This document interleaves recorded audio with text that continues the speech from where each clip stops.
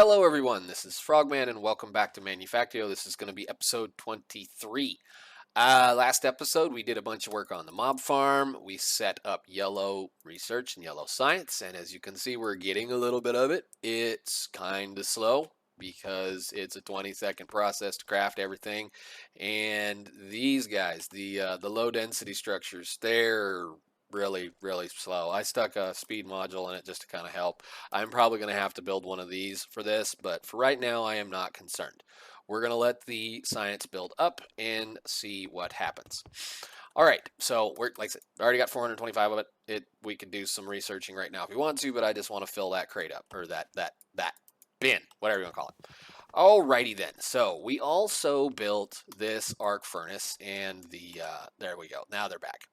We built the arc furnace and we processed just a little bit of titanium and a little bit of iron from it. Now, what I want to do is I want to play with another mod entirely for logistics, and I kind of showed it last time, and it is the logistical drones or logistic drones from Pneumaticraft. These guys are pretty simple, pretty easy to use. You don't have to run pipes. You don't have to run any of the other silly stuff around. So we're going to see what we can automate in this room. I can just run these if I want to, and that's perfectly fine. But I've kind of got this rather random setup of machines that are going to exist all over this building, and I kind of figured it would be interesting to have an actual animated factory, I guess you could call it. So we're going to get some action out of the crusher, we're going to get some action out of this titanium processor, we're going to get some action out of the arc furnaces, and then we'll have little worker bees wandering around in here helping us out. So logistical drones, they're pretty simple, easy as far as constructing them. So the drones themselves are just made with some redstone batteries, some electric engines, of course some circuits, and some steel. So we already have some of these made. We're just going to go through this real quick. The configurator, which is something that we need to be able to configure the individual frames, is very simple as well.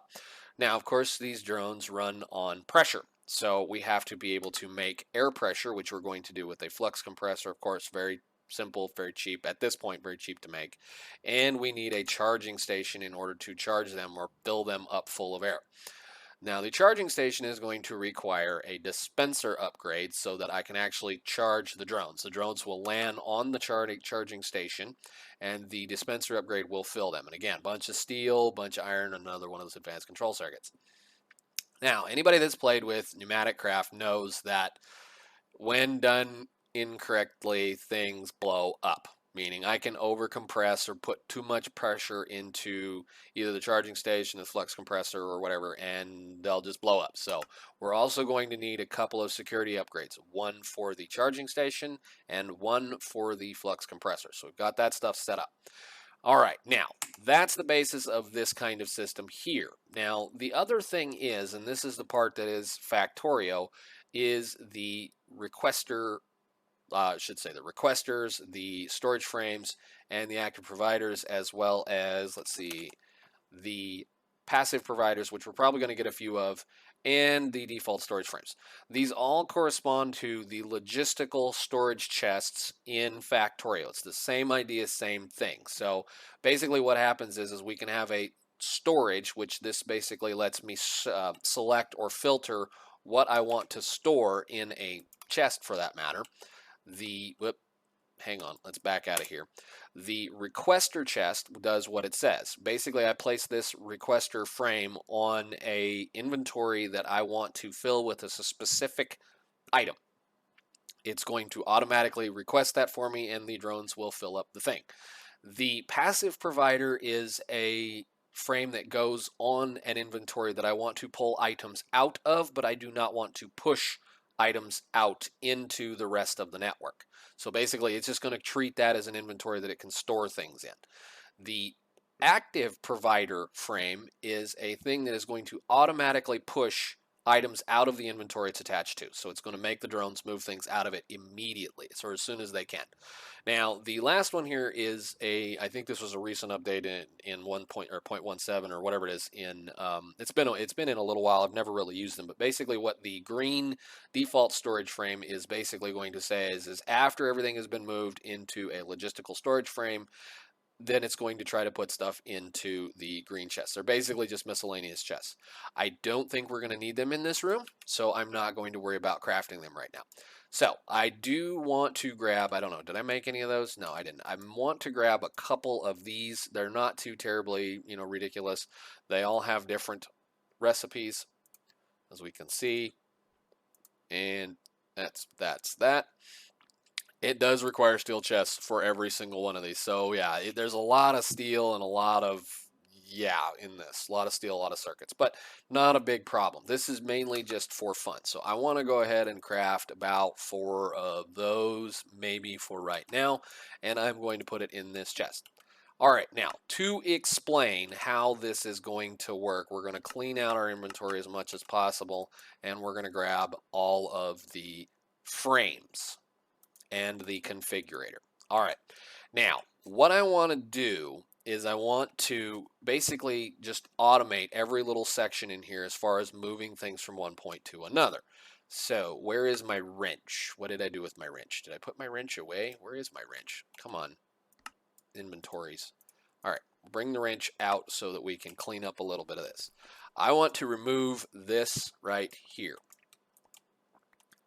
And there. Okay. And yes, the factory is pretty laggy because that thing takes a lot of plates and a lot of things to craft. So whatever, no big deal. We're going to put that. Oh well, actually no. I think we're going to get rid of. I might change this out.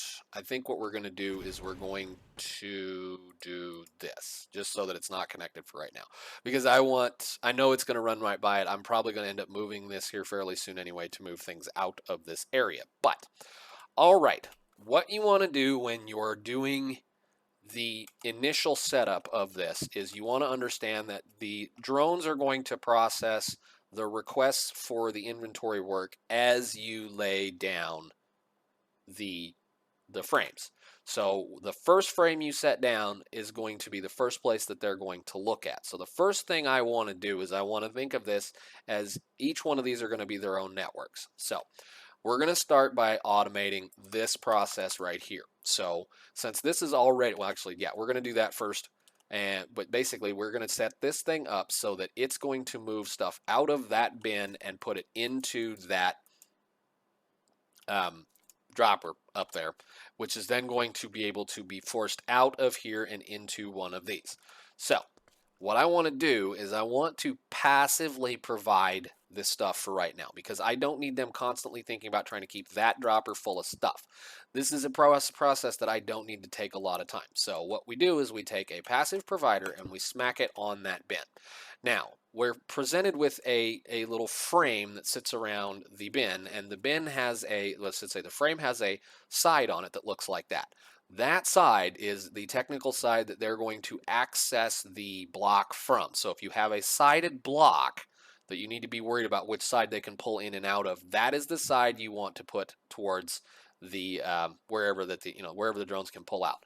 And for right now, what I want to do, and I should have put it on the other directions, I want to put it on this side just so I can see this a little easier. So what we're going to do is we're going to right click with our configurator, and we're going to tell the side that I think we're going to look at probably either the south or the north. Yeah, okay, so it's over here. That's fine. Doesn't really matter because they're not going to actually go to that side. They're going to go to the available side and pick up whatever it is that they're doing. So now we have this set up. What I want to do then is I want to place a requester frame on that dropper, and I'm going to take this, again, the configurator. I can choose in here, I can search based off of what I want to do. So if I right click on an empty slot, I can then program what I want to do. So you can either click in with the item that you want, or in this case, we want to find yellow cake. Yellow cake. There it is. And if I click on it, it's going to pick the target, and then I can hit escape, and it's going to put things in here. Now, if I shift, I believe it's shift right click. Let's see. Yeah, it's shift right click. I did it again. I did this the last time. So yellow cake. Again, click on it, hit escape. Shift right click will allow me to upgrade the size. And what it's going to do is it's going to constantly request 24 of whatever's in here. Now, This is basically just some more information. All these buttons are here available and wonderful for you. The minimum order size means that the minimum amount of items it's going to try to put in this is 1. I want to leave it at 1. I don't want to change that. I wanted to leave it alone. All right. Now, with that being said, that is the first portion of the network. They're going to pull out of there and put into there. I know it's kind of pointless because there's a pipe already going by that, but we'll play with this a little bit later. The next thing I want to do is I want them to interact with this chest, and I want this chest to remain empty. So I'm going to use an active provider frame on this. Now this active provider frame is going to push this to a storage where they can then get whatever comes out of this crusher and put it into another storage. So that means that both of these chests here are going to be part of this network. So we're going to use logistical storage frames on both of these. Wow, that was interesting. I don't know how I got up there. And what I want to do here is I just want to make sure that we're going to whitelist this with what it can have. So now it's going to whitelist that. And that is going to run a little bit. That's fine. I don't care. That's okay. And then this one, again, we're going to go ahead and do the exact same thing too. I want to whitelist that into here. Now, give me my sword. Okay. All right, so whitelisting is done the exact same way. I'm just telling it I want this to be in this. That's it. That's the only thing that's allowed to put anything in here. And I think that's believe right over here. It will tell you exactly the same thing. That's pretty much simple. So these are going to be the default storage until these are full. And then it will try to find some other storage. Again, we're not going to use the green frames in here, so I'm not really worried about it. So that's to that. Now, we need to move things out of here into this machine. So we're going to go ahead again to passive providers because both of these are going to be our storage. And the logistical, which I think I'm going to try to get it to point this way, this is going to be uranium. So we're going to do this again. Uranium, that, back out, and it's this one. And we're going to do a full stack. Now, that's just basically going to say that they're going to make sure that that thing is going to have a stack of stuff in it at all times. Or at least it's going to try to keep a stack of stuff in it at all times. So the first thing I'm going to do while we're here, actually, is we're going to pull that out. And I'm going to put that in. He's not here. Lovely. Whatever. We'll just keep that in our inventory for right now. All right, so that's the first portion of the network. Pretty much done. That's it. I don't have to do anything else. I don't have to set up anything more. No more pipes, no more filters, anything. It's just going to go to work. So while we're doing this, I want to also think about this process over here. So we're going to go ahead and break this off, and I'm just going to leave this. Actually, I think this is a, yeah, these are just covers anyway, so we'll just get rid of them for right now. So they're out of the way. All right, same deal here. They're going to work through the requests that I want them to work through first. So the request I want them to work through first is I want them to move the titanium from these silos into this reaction chamber. So again, I need to make one more of these because we're about out. Get me one of those, please. Hey, ooh, we need some more green circuits. Hang on one second. Green circuits are all the way over here. Even though I know the factory's right next to it, I don't have access. So let's grab a little bit more of those. Shouldn't need too many more of these. All right, let's make another one of those.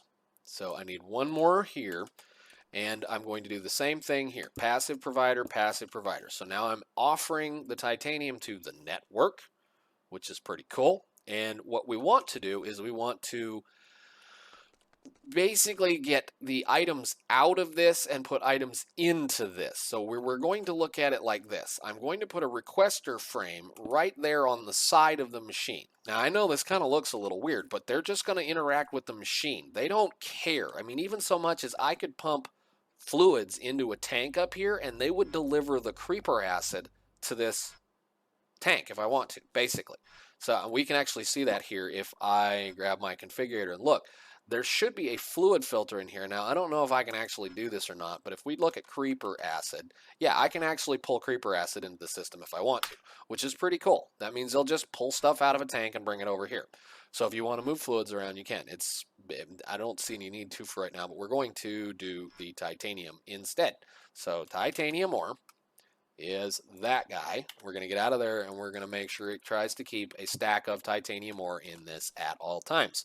And then what we're going to do is we're going to actively provide whatever comes out of this into the rest of the network. So again, since I want to process this, let's put this like right there. Try not to get into that wire again, and I'm probably going to have to run some more of that over here because this is, yeah, it's too far away. Whatever, no big deal. What here we want to do is we want to process the titanium. So we want to pull titanium, this, from the network and make sure it says 64. Now that's going to then actively push this into there. Now I could just make that a passive provider, but I want to actively push the iron out of that machine as well.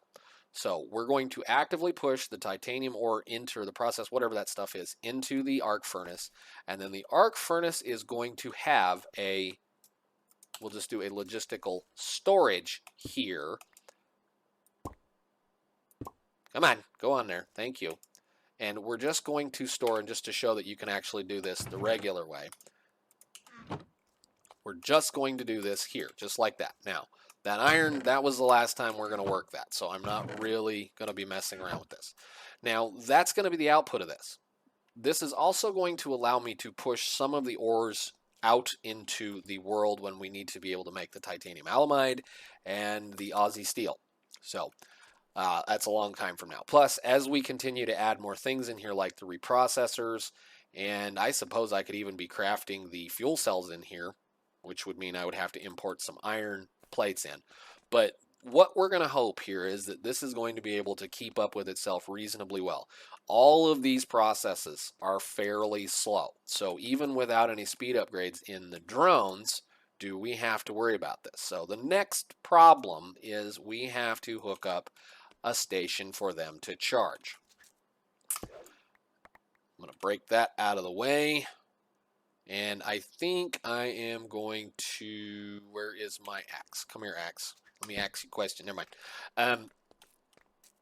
I think we're going to build their charging station relatively center in the middle of the building because of the wrong button, that button.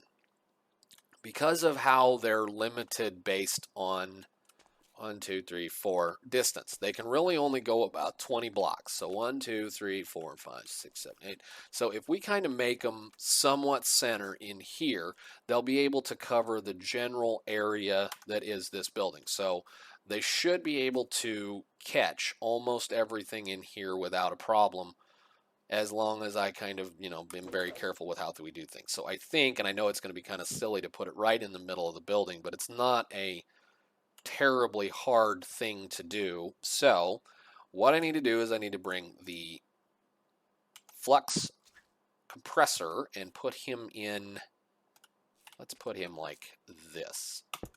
And I think I like that idea. Then the charging station, this is the output, the side that has the little port on it. You don't even need the pipes to do this. So as long as we hook the output to the input of the charging station, we're okay. So I'm going to place in one of the security upgrades and one of the dispenser upgrades. And if you notice, it changes the way the actual charging station works. And then we're going to put a security upgrade in the flux compressor because if we don't, it might blow up. So that's just, awesome. And I think the last step is to hook it up to some power, which I think we have right up there. Let's see, MV, and we'll just do this. Yeah, that'll work. And wire. And now this should be filling up with power, and we're going to slowly build pressure. The issue is here, again, like I said, you can change this to where it'll always run on a high signal, run on a low signal, or always. For right now, I want it to just fill this thing up full of pressure, and it's going to ever so slowly fill this thing up full of pressure. And are we working? We should be working. What are you doing? Why are you not working?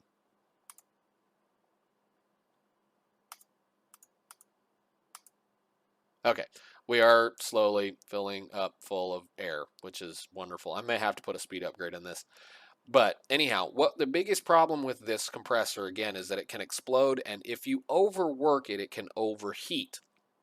So if I get the temperature above this line up here, it will stop functioning. It will just quit working. It won't, you're done. That's it. So yeah, the needle's coming up. So you have to kind of worry about overworking this. We do not get the, what do they call them? Heat sinks or the vortex tubes to run these, to cool these things off. So you have to kind of pay attention to it. These little guys are pretty efficient on power, so I don't really anticipate a major problem with them. So let me see, is it possible to make a speed upgrade right now, or am I going to have to do some kind of fanciness? Yeah, that's what I figured. It's advanced assembler with some lubricant and some inserter upgrades, which maybe I can steal one of these. We're going to let that kind of charge for a second. Actually, let's go throw no, I don't want to throw a drone in it. I should have quite a few speed upgrades. Yes, I do. Let's make as many as we can. I should have some lapis. I do have a little bit of lapis. And I should have something over here that I can borrow for the second. So this one should have lubricant in it, and this one is making no. We're not doing that one. We're going to do this one, I think. Yes, this is the one I want to borrow. So I'm going to toss the lapis lazuli in there, and I'm going to break that real quick. And I'm going to put the inserter upgrade in there. And I think we need to remove that as well. And then I can remove this and turn him on, and he should make me a thing. Missing structure.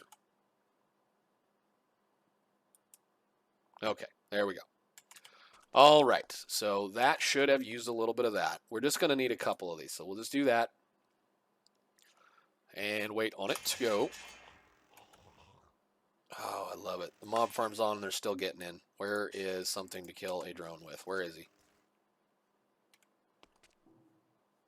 he upstairs? Must be upstairs. Whatever. Where is the rest of these? Because we're going to want them to be able to charge the drones up as well. They're actually pretty slow to charge in that charging station. So we'll do that.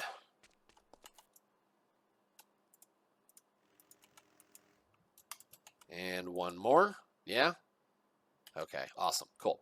All right, so let's put this stuff back.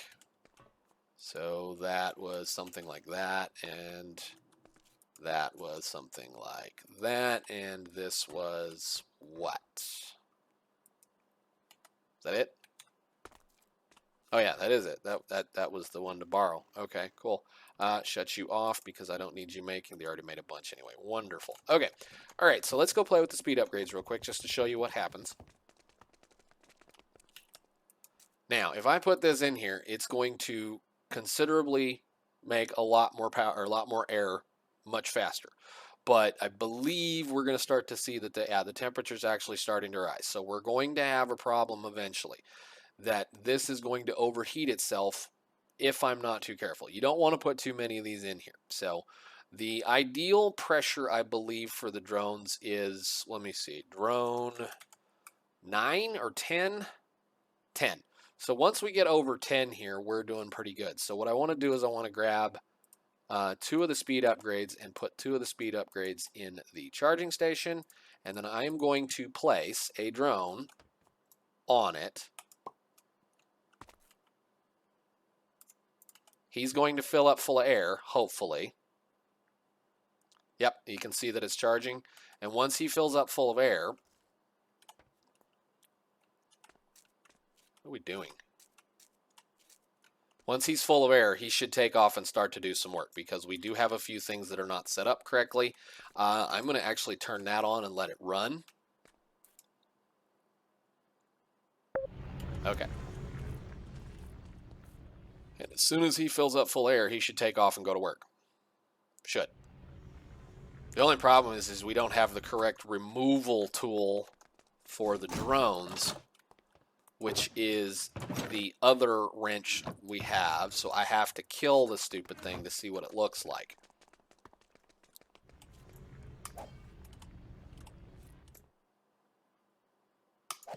Come on.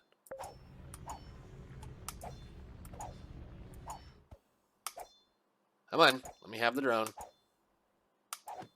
Wow. There we go.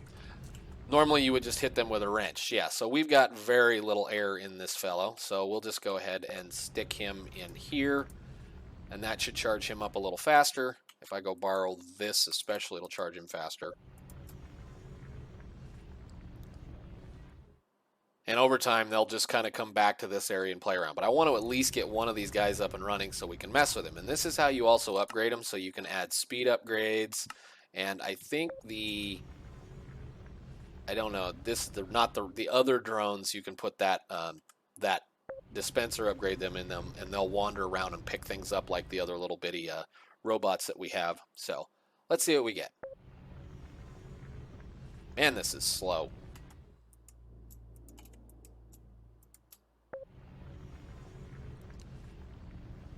Come on, just give me a couple of pounds. All right, cool.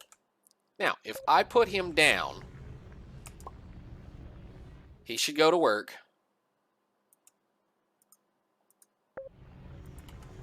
And he went and grabbed some of the uranium. He's going to go back there and put it in that machine. He's going to then look for the next job to do, which is that this process some stuff. He's going to pick it up, and he's going to put it over there. And then he's going to go back over here, pick up the other stuff, and continue. Now, if I grab one of these guys, this one over here, and I plunk him down right here, he's going to grab the stuff out of the back of the reaction chamber, place them up there, and hopefully stay out of the wire. He put it in the arc furnace. The arc furnace is now processing. Stay out of the wire. Okay, maybe they're not affected by it. And then he's going to just continuously process that area. Now, he's probably going to have to go back, and here was the problem that I saw the last time, was that they get really laggy for some reason when they're waiting on something to happen, and I don't quite know why. But for some reason, once they clear out or they start doing other things, they're fine, and I don't understand what the deal is. So, whatever. There may just be enough room in here for two of them, so whatever. Anyhow, that's the basis of how the drones work. We're going to continue to kind of goof with them a little bit. I'm going to fill this guy up and let him kind of charge a little. I figure that once we get quite a few more of these going, hey, why don't you go air up? Yeah, I think I probably hurt him quite a bit doing that, but whatever. There you go. But they'll just continue to kind of wander around and do their job. So, man, what in the world? I guess we're going to have to just kind of deal with this and see what it does. I was playing around with the test world, and they worked fine for a little while, and then they stopped, and then I kind of let them run a little bit and stop, and then they decided to start doing what they were supposed to be doing. So this is an idea to play with and see what they do. See, now that the frames are back being fine because they're both working. I can separate this so that they each have a single thing to do. So they'll, this one will work over here, and as long as they can't reach that charging station, they'll not worry about it. But because this area is as big as or as small as it is, they're going to continue to try to work in this building. So that was the fun part. That's the idea. We're going to see how many more of these happen. I'm going to throw some more drones in here and see just how ugly this can get. So you got 4 bar on you. Go. And it's all because that guy's sitting up there not doing anything, that it's being laggy. For whatever reason, I have no idea. So, I guess the last thing I want to do while we're sitting here staring at this is iron. We're going to have to do something with the iron. Iron. I'm going to put the iron down right. Can I have a block? Do I have any blocks? I don't think I have any blocks. Whatever. We'll just put that right there. And this is where you have to be really quick with the problem, because they're going to get very excited and see that as another storage capability. So the only thing they can't remove out of this right now is the iron ore. So we're going to grab all the iron ore. I'm going to shut that off so that they can't move anything out of it. And we're going to move the iron ore to right here. Nope. Where is the thing? That. Okay. And iron ore. That's it. Go. There we go. All right. And then we can put the iron ore in here. That way they can't remove things from it. Now that should get them excited as far as maybe moving other stuff around. So we'll turn that on and we'll see what happens.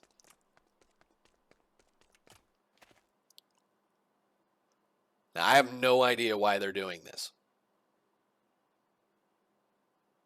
And they are slow right now because my TPS is junk. Very much junk. So they get better as the game gets faster. So they're actually really quick if you're not using such of a pain in the mess. And they're usable. I mean, in an environment like this where you have stuff that's fairly close, they'll work. They'll do the job just fine. You don't have to use pipes. And it gives you some animation in your factory. And that's kind of what I was looking for. Although if this doesn't get better, then this whole thing is going to get animated with pipes. So, and it's just basically because that guy's sitting up there waiting on to do something. He's not smart enough to come back over here and sit down. So, I don't know what he's doing. Quit. Don't do that. You're going to get burned. So, yeah, it's because of that one right there. For whatever reason, he's having a problem. So, anyhow, there we go. There's the drones. I figured it would at least be some fun to play with, and I'm going to continue to fiddle with them and see if I can't get them to stop doing whatever it is that they're doing. And if not, then we'll just pipe mess it. But anyhow, guys, thanks for watching. I will see you in the next one.